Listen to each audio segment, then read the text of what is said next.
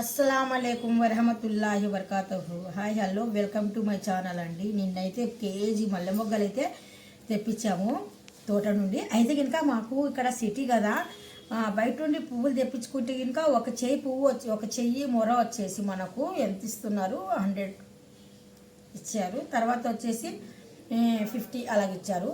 కాకపోతే నిన్న కేజీ మొగ్గలు ఇవి మాకు 300కి వచ్చేసాయి. అంటే ఇంకా మనము తోట దగ్గరికి వెళ్ళామన్నమాట. మా పని పిల్లలు ఉన్నారు, వాళ్ళకి చెప్తే ఇంకా ఫోన్ చేసి వాళ్ళు తీసుకొని వచ్చారు.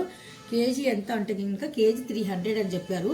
చూస్తున్నారు కదా, కేజీ 300 అంటే ఇంకా బిజినెస్ చేసుకునేటోళ్ళకి చాలా మంచిది. ఎంత మంచిది అంటే ఇంకా ఒక మూర వచ్చేసి 50 రూపాయలు అన్నా కానీ సరే, కేజీ పువ్వులకు వచ్చేసి మనము 100 అంటే 100 మురలు అవుతాయి. 100 మురలకి లెక్కేసుకుంటే కనుక మీరు ఎన్ని డబ్బులు సంపాదించుకుంటారు చూడండి. పువ్వుల్లో చాలా బెనిఫిట్ ఉంది ఇందులో. మీకు ఎవరికైనా ఇంట్రెస్ట్ ఉంటే కనుక పువ్వుల బిజినెస్ అయితే చేసుకోవచ్చు. మనం 1 కేజీ పువ్వులు తీసుకొని వచ్చేసి బయట వీధులు ఇలాగ మాలలాగా కట్టేసి, చూపించమ్మా మాల చూపించు, ఇలాగ మాల కట్టేసి మనం అమ్మామనుకోండి, బయట 1 మూర వచ్చేసి 50 రూపాయలు తీసుకుంటున్నారు. మామూలుగా అయితే కనుక 100 నుండి 50, మేమైతే 100 లాగానే తీసుకున్నాము. అలాగా ఒక నెల నుండి అలాగే కొంటున్నాము. 2 రోజులకు ఒకసారి 2 రోజులకు ఒకసారి అలాగా. నిన్నైతే చిన్న ఫంక్షన్ అయింది ఇంట్లో మాకు, అందుకని మాకు పువ్వులు ఇంపార్టెంట్. నిన్న నేను తీసుకొని కేజీ తీసుకొచ్చేయమని చెప్తే కనుక కేజీ వచ్చేసి మల్లె మొగ్గలు, ఇవి ఫ్రెష్ మొగ్గలు తోట నుండి అప్పటికప్పుడు తీసుకొని వచ్చారు. ఈ పాటికి మనకి ఇంటికి పువ్వులు వచ్చేసాయి నిన్న 9-10 గంటలకి మార్నింగ్. అయితే కనుక మనం 300 పే చేసాం అంతే, అంతకన్నా ఎక్కువైతే చేయలేదు.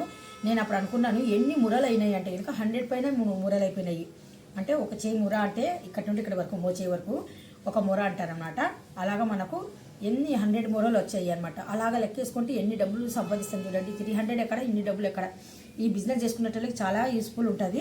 మీకు ఎవరికైనా ఇంట్రెస్ట్ ఉంటే కనుక ఇలాంటి బిజినెస్ ఎంచుకొని ఇలాంటి బిజినెస్లు చేసుకోండి. కేజీ పువ్వులు అమ్ముకుంటే రోజుకి 1000 రూపాయలు సంపాదించుకోవచ్చు నా అంచనా ప్రకారంగా.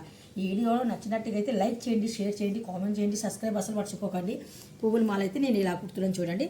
చాలామందికి అయితే పువ్వులు కుట్టడం రాదని చెప్తూ ఉంటారు. మరి నిజమా కాదా నాకు తెలియదు, కానీ అన్నీ వస్తే వచ్చినట్టుగా బాగా చిన్న పిల్లలు కూడా నీట్గా మాల అయితే కనుక ఇలాగా చక్కగా కట్టేస్తారు పువ్వులు. మేమైతే ఇంకా ముగ్గురము అక్కజెల్లెలము. మా ఇంట్లో అయితే ముగ్గురికి ఈ పన్ను అయితే ఇంకా మాకు వచ్చు. అంటే పువ్వులు ఏ పువ్వులైనా కానీ సరే ఎలా కుట్టమంటే అలా కుడతాం మేమైతే ఇంకా. చిన్నప్పటి నుండి మాకు బాగా ఎక్స్పీరియన్స్ ఇందులో. చూస్తున్నారు కదా, ఈ మాదిరిగా అయితే నేను మాల కుడుతున్నాను.